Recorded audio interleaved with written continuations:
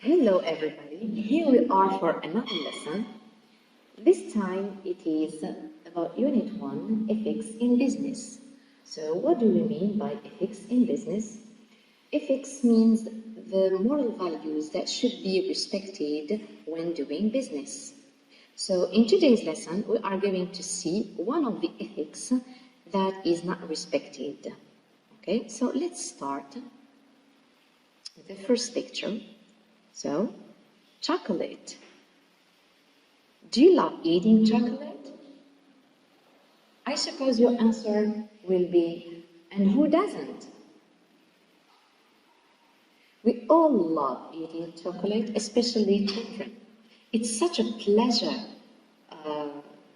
eating a bar of chocolate.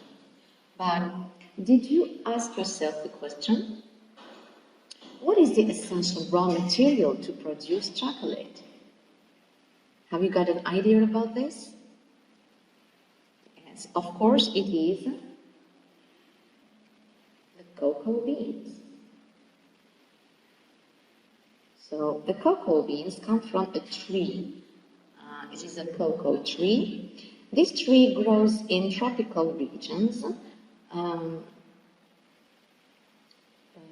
So it can be found in South Africa, in countries like Côte d'Ivoire and Guinea. And it can be found also in South America. So the cocoa beans are taken and reduced into powder, and they are used, of course, to produce the chocolate. Another question. Have you ever wondered who is behind the manufacture of this delicious chocolate we all love?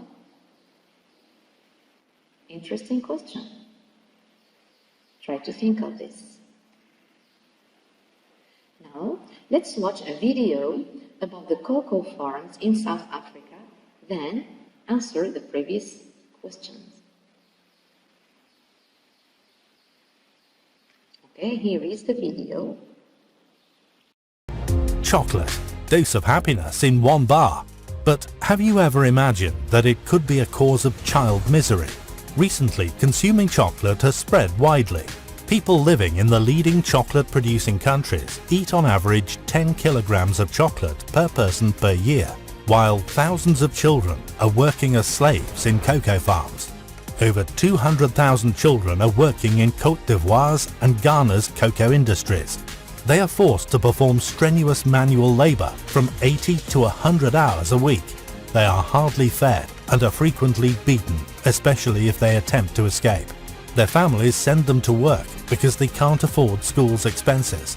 Ivorian law does not prohibit trafficking in persons, while Ghana is making weak efforts to tackle this crime. The well-known brands can't guarantee child labour-free chocolates. So what is the solution? Both Ivorian and Ghanaian governments need to put more anti-trafficking units in place near their cocoa growing areas.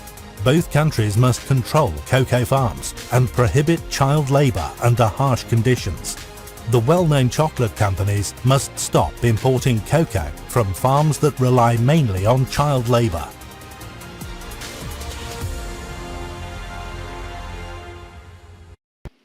So, the answer to our question, who is behind the manufacture of chocolate, is, of course, the child.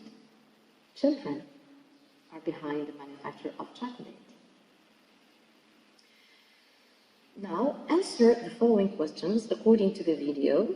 So, just to have you get more details about this video, have a look at the questions. How can chocolate be the cause of child misery? Why do parents send their children to work? And finally, which solutions are mentioned in the video to stop the exploitation of children? Of course, you can stop or pause the video and go back and see the video as many times as you want, and then write down the answers. So the answer to the first question is, chocolate can be the cause of child misery because many children work as slaves in the cocoa farms. Next one. Parents send their children to work as they can't afford their school expenses. They cannot pay their school fees, okay? So they send them to work. Now, what about the solutions? The solutions to stop the exploitation of children or child labor are that the governments, Ivorian government and Ghanaian government, must control the cocoa farms and prohibit child labor. Also, famous companies must stop importing cocoa from farms that rely on child labor. It means farms that exploit children. Okay? This is concerning the video. Now, let us have a look to the following questions, to the following pictures. Okay? So as you can see, the pictures here are put in a form of chain. One after the other, all right? This is called supply chain, okay? So we are going to have an example here of a cocoa supply chain. So the story of the chocolate here starts from here, in the cocoa farms where children are being exploited. So these children are being exploited by small traders. So when the children gather all the cocoa beans, the traders take them and sell them to exporters that export them into different countries. And in the next picture you can see here that the cocoa beans are being roasted and ground. It means they will be reduced into powder. After this they are sold into companies that produce chocolate. Okay? So once chocolate is produced, it is taken by distributors to, of course, distribute it to different food services and shops, and finally it reaches the consumer. Okay? So the question that we have to ask here is, do you think that the consumer knows that there is a child behind all this chain? Do you think that he knows this? Maybe not. Do you think that this company that is producing chocolate knows that their suppliers, okay, those who supply the cocoa beans, those who provide them with the cocoa beans are called their suppliers, okay? So do you think that they know that their suppliers are exploiting children in the farm? Well, maybe they know and they don't care, and maybe they don't, so they need to do something. So the question is, what can businesses and consumers do to fight against child labor? So for this, to answer the question, of course, we need to read a text. And then you check your answer to the previous question. Here is your text. So take the necessary time to read it very carefully, as many times as you want. Then check the answer to the previous question. So the answer is, or according to the text of course, that businesses can commission social audits to know exactly who is making their products. And consumers can influence the businesses to ensure there is no child labor involved in their supply chains. All right? So the first solution is that businesses can commission social audits. So what is the social audits? It's a kind of inspection, okay? They engage someone to go there to the place and check to see whether children are slaves there, something like that. And the consumers can influence the businesses to ensure. So how can they influence? Consumers can simply stop buying their products if they know that children are being exploited. So they can boycott their products. So in this way, the companies are influenced and they have to check if the farms or in the supply chains there is some child labor. All right? So this is then the answer to the previous question. Now let's move to another task according to the text. Choose the correct answer to complete the following statement. This question is about the type of text. So is it a letter, or is it a speech, or is it a newspaper? All right. So what are the elements that can help you know this, that can indicate whether it's a letter and a speech or a newspaper article? Okay. Now, if you are ready, the answer is a speech, of course. So what makes me say that it's a speech is the source, of course, the reference. At the bottom of the text, it is written, statement by Mr. Guy Ryder, Director General, International Labour Organization. So when it is said statement or lecture, it means speech. Also, there is another element in the second paragraph, I think, ladies and gentlemen. So this is one of the expressions used when giving a speech. So you have to pay attention to all these details when you read your text and before you answer this kind of questions. The next activity is true-false statements, of course. So many children all over the world are obliged to work. Okay, is it true or false according to the text? Exploited children work within a system of organizations or people. Is it true or not? Companies prefer employing children to help them. And it is impossible to control the supply chains. So the answers are, for the first one, it's true that children are obliged to work. Okay? Yes. Because they have no choice. That's it. So exploited children work within a system. Yes, it's true. So the system is the supply chains. Companies prefer employing children. Why? To help them. No, of course, not to help them. It is to exploit them. It is impossible to control the supply chain. Is it true? False. So they can go back to, they can engage social audits, for example, and they can know. Okay, it's difficult according to the text. It's a bit hard because it is becoming complicated to check or to control every stage of the production, but it's not impossible. All right. Now, answering questions according to the text. Read the following questions and go back to the text to get the answers. First question, in which fields are the children being exploited? Second, why are children targeted in labor? Okay. Next one, are employers of children punished and why? Okay. So let's see the answers in the text. So for the first one, what are the fields in the plural? So here you have to give the list simply.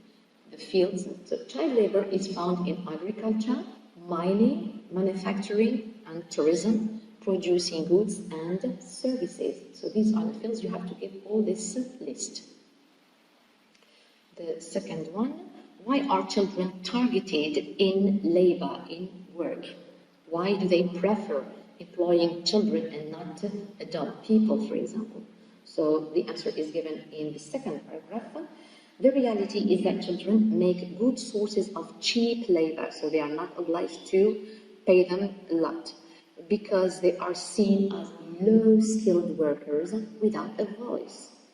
Okay? They are weak, they cannot protect their rights, they don't know their rights, and they are considered as being low-skilled. They don't have any qualification.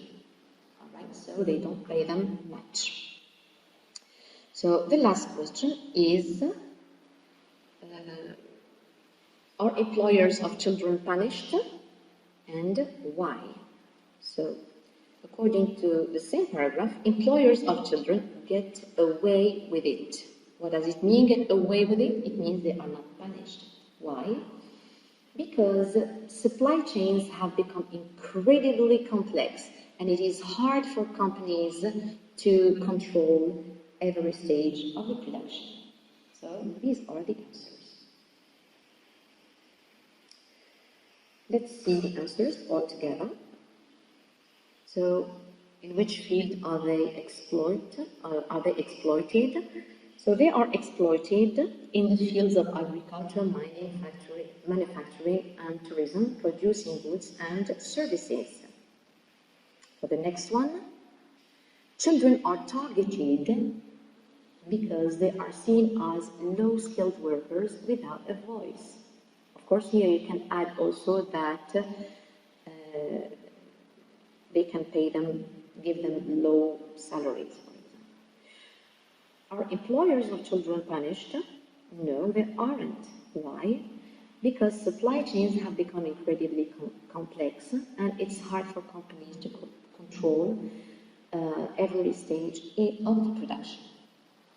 So this is all for this task. Task 5 is to identify what or who the underlined words refer to in the text. You've got 5 reference words here.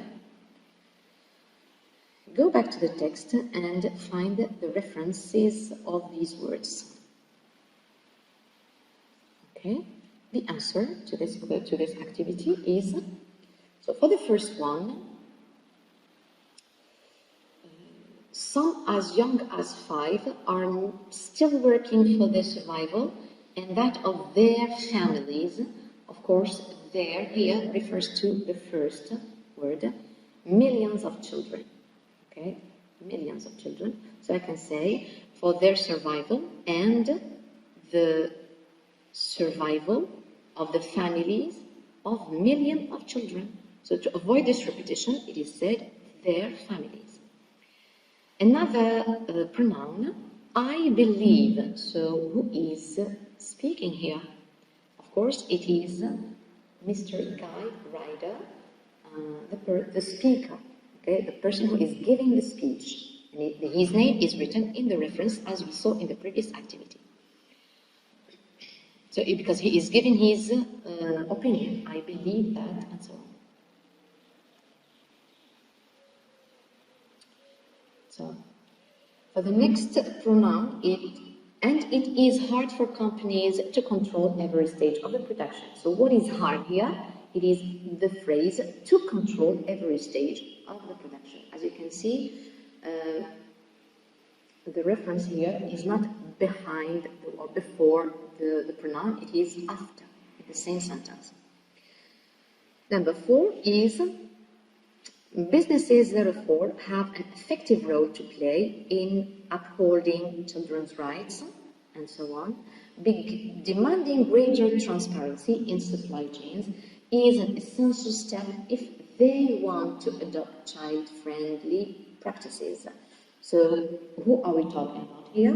If they want to adopt, who will adopt child-friendly practices? Of course, the businesses, which is the subject of the very first sentence. The next one, great efforts to fight against child labor. Of course, this sentence is being used in the first paragraph, and the last part is being used in the last paragraph. Contribute in this fight by influencing the businesses to ensure there is no child labor involved in their supply chains. So what is this fight we are talking about in the last paragraph? It is the fight against child labor, which is mentioned in the first paragraph. So you see how reference words can be used in a very wide way. You can use a word in the beginning of the paragraph and refer to it by a noun or a pronoun at the end of the text. So now let's move to another task in the text exploration for the mastery of the language and the vocabulary. Task 1 is matching each expression with the corresponding definition. So we have chosen here the most essential expressions in the text and also in the unit. Okay, child labor, supply chain, social audit, and we have added low skilled. Now guess which definition corresponds to which expression. Read carefully every definition and then give your answer. The correction is child labor means exploitation of children at work. Okay? Supply chain is a system of organizations or people involved in transmitting a product from the supplier to the consumer. Okay, from the supplier to a company and then to the consumer, as we saw in the example of the cocoa supply chain. All right. So the next one is social audit. It means the report of the relation between the employer and employee. Right. So a company, if the company wants to know who is really producing the products that are being supplied to her or to it, they can engage or commission a social audit. So after that, this inspector will write a report, okay, about the conditions, the working conditions of the employers, if there is any unethical behavior and so on. The last one is low-skilled, and of course it is with little qualification. Okay, so this is all concerning meaning. Right. Now, building words. Give the opposite of the following words, keeping the same root. So whenever you have a question like this, it means that you have to keep the same root. It's in reality the same word, but you just need to add a prefix, like the example given. Possible, say impossible. Okay? So you try to do the same with the other words in the list here. So what is the opposite, or what is the prefix we can add to effective, skilled, continued, honest, essential, helpful, and respect to get the opposite of these words. And pay attention, sometimes it's not a prefix, it can be also a suffix. Let's see the answers. So the opposite of effective is ineffective. Suffix is in. Skilled, unskilled. Continued, discontinued. Honest, dishonest. Essential, unessential. Helpful, helpless. So for help there is no prefix to be used. We use the suffix. Respect, disrespect. So these are the prefixes that can be added to words to get the opposite of them. Right. Now let's do some revision in grammar. Give the correct form of the verbs in brackets. Okay, the verbs are to be, to act, adopt, control, and keep. Now, what can help you know, put the correct verbs here? It is, of course, the connectors that are used and some expressions here in the beginning of the sentence, like this one, okay? So pay attention to every word that is used in the sentence to guess the kind of tense you need to use, you have to use. Let's correct. So the economy of the word will be better, provided that all governments act honestly. So the sentence here expresses condition with the provided that, and as you know, provided that can replace if, so it should be followed by a verb in the present simple. Act should be in the present, and the result clause should be in the future. Okay, so we use it exactly in the same way as the conditional type 1. Second sentence is, we wish we could adopt child-friendly practices in our future business. So the verb we use here is could adopt. This is one of the types of the wish, expressing wish. Okay, you've got 3 types. So the sentence here expresses a future wish. How do we know? You have in our future business. So we are expressing a future wish. That's why I use would or could plus the stem. And since the subject here is we, so I preferably use could instead of would. We wish we could adopt. Okay? The next sentence starts with it's about time. Okay? It's about time to express a sort of complaint about a wrong action. All the verbs or the verbs that should be used with it's about time should be in the past simple. So we say it's about time companies controlled every stage in the supply chain. The next one, most companies wish their costs down and profits up. Okay, the answer is they kept. So there is nothing here in the sentence that indicates if it is future or what. So you put it in the past simple because you are expressing a wish about a present situation. Okay, this is about the present, so I put the verb in the past simple. Now, another kind of activities. Rewrite the second sentence so that it means the same as the first one. So pay attention to sentence B and all the prompts that are given in every sentence B here to know what you are asked to do. Okay, so for example, people should investigate before engaging in any business. So you have to start the sentence with it's high time or it's about time. So you need to put your verb in the past simple, as I said, after the subject.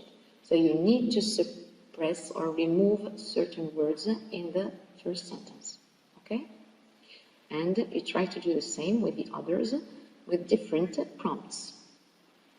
The answer is people should investigate. Say, it's high time people investigated. So what did we remove? We removed should. Okay, we cannot express advice with should and at the same time with it's high time. So it will be a repetition. Sentence 2. It's a pity no authority is able to check and to penalize international organizations. Here, you need to express wish. All right? So my sentence here is a wish about a present situation. That's why I need to use the verb in the past simple. So I say, I wish authorities were able to check and to penalize international organizations. The next one is, many children are forced to work at an early age. So the sentence starts with farmers. So it is just a suggested agent, which is absent in the previous sentence, okay? So normally, if I have to continue my first sentence, I would say, many children are forced to work at an early age by farmers, okay? But because it is a passive sentence, it is not always necessary to mention the agent at the end, all right? So it is suggested as a subject in this active sentence. So the verb are forced is in the present. That's why you use in the active sentence the verb forced in the present. Farmers force many children to work at an early age. Okay? The cocoa farmer regrets not having given the children their wages. Okay? Again, we are going to express wish. Now, okay, what sort of wish is it? It's clear that it's a regret. Now, is it a regret about the present situation or about the past? Not having given, this is about the past. So what tense do you think we can use here? Of course, it is the past perfect. He wishes he had, or the farmer had given the children their wages. Okay? These children should give more importance to their studies. Right? This sentence expresses advice, so it can be rewritten with had better or ought to.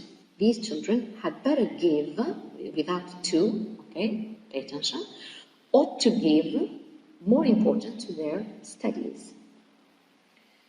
Now, the next one is children were carrying very big sacks of cocoa beans. Again, another active-passive transformation.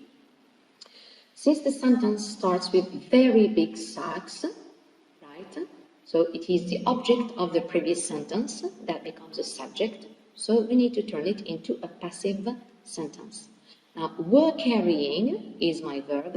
It is in the past continuous. So I keep the same tense, but I put the verb, the auxiliary to be in the same tense. So instead of were carrying, I say were being, plus the past participle of the verb to carry by children. So you can mention the agent if it is given in a form of a noun and not a pronoun. Okay? So very big sacks of cocoa beans were being carried by children.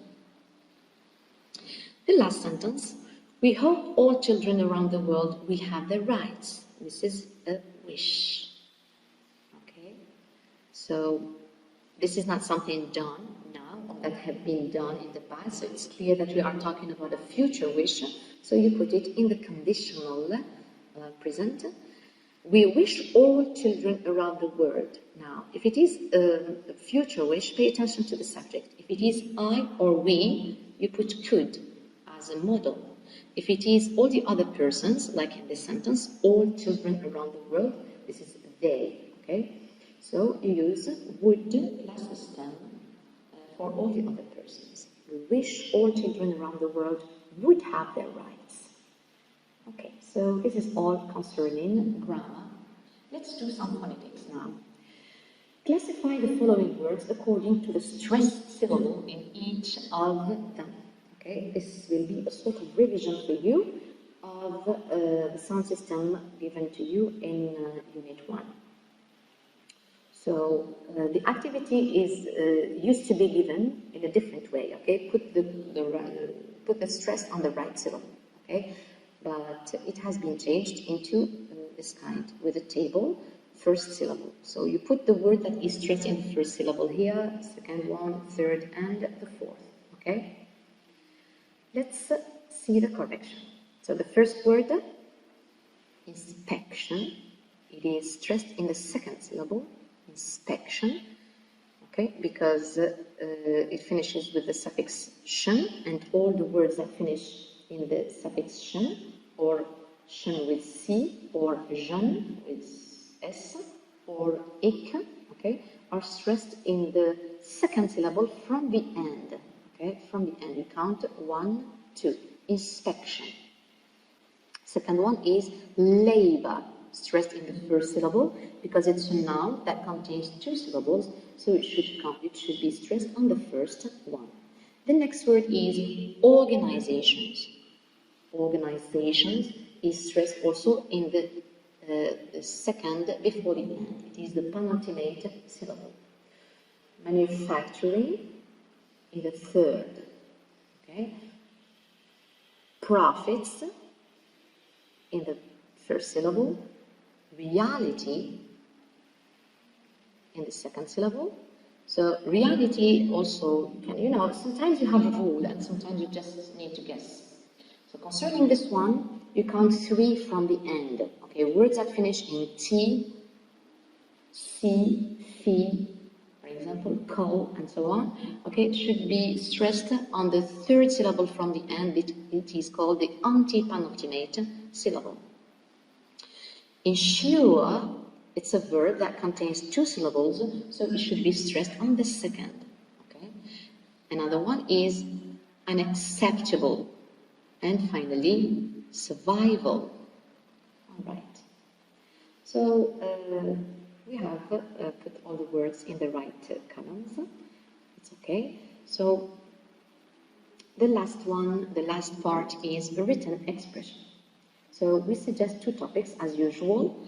The first one is a semi-guided topic. Teaching ethics plays an important role in building strong nations. Write an expository essay about 80 words specifying the main actions to undertake against corruption, fraud, and other social evils. help yourself with the following notes. So you are going to write an expository essay and talk about the solutions, okay, that could be done to fight against corruption and fraud. So the notes that can be developed are the following. Sensitize citizens, make them aware, okay, raise their consciousness about the importance of ethics. Okay, how are you going to do this? Of course, by teaching them moral values. The kind of moral values that you can teach them is integrity and honesty, and also self-respect and the respect of others. The first thing that could be done if you want to fight against corruption and unethical behaviors in general is to denounce bureaucratic malpractices. Okay? Many people are afraid of doing this, but it's the first solution. Also, fighting delays at works. Okay? Another kind of solution is to reward serious people, okay, to encourage them to do more and be as an example for others. Everything, of course, should be done by passing stringent laws to fight nepotism and bribery and other kinds of unethical practices. Another solution is to reinforce programs that teach ethics in schools, because teaching honesty for children is the best solution. All right. Now, the second topic is dialogue.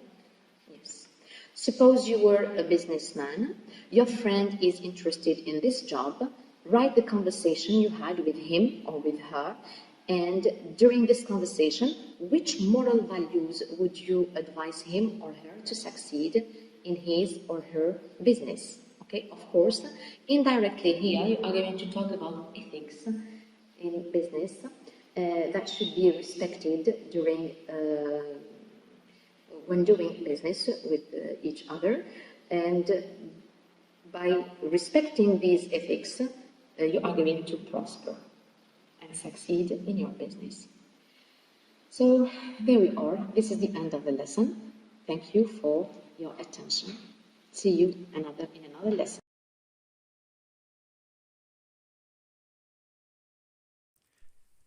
شكرا على المشاهدة. لا تنسوا الاشتراك في القناة، الضغط على الجرس، الإعجاب بالفيديو.